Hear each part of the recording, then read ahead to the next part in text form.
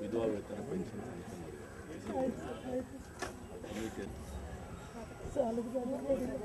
ಎಷ್ಟು ಸಲ ಮಾಡಿದ್ರಂತ ಏನು ಗೊತ್ತಾ? ನಾವೆಲ್ಲ ತೊಗೋತೀವಿ ಅವೆಲ್ಲ ನಾವು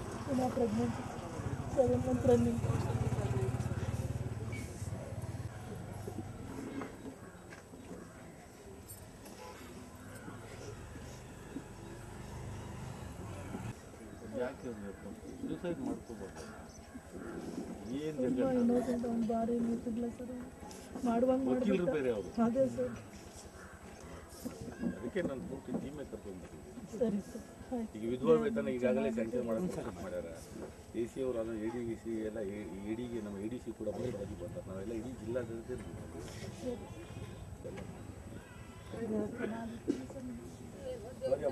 ಬೇರೆ ತಗೊಳ್ಳಿ ಮನೆ ಸರ್ ಒಂದು 3 ಪ್ಲೇಸ್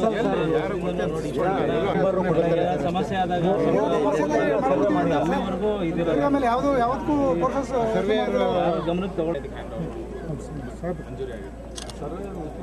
ಎಲ್ಲ ಇದು ಮೇನ್ ಇದ್ರೊಳಗಡೆ ನಮ್ಮವರೇ ಇದಿರೋದು ಜಾಸ್ತಿ ಇರೋದು ಇವತ್ತು ನಂಬರ್ ಜಾತಿ ಜನಾಂಗಗಳು ಫುಲ್ ಇದೆ ಸರ್.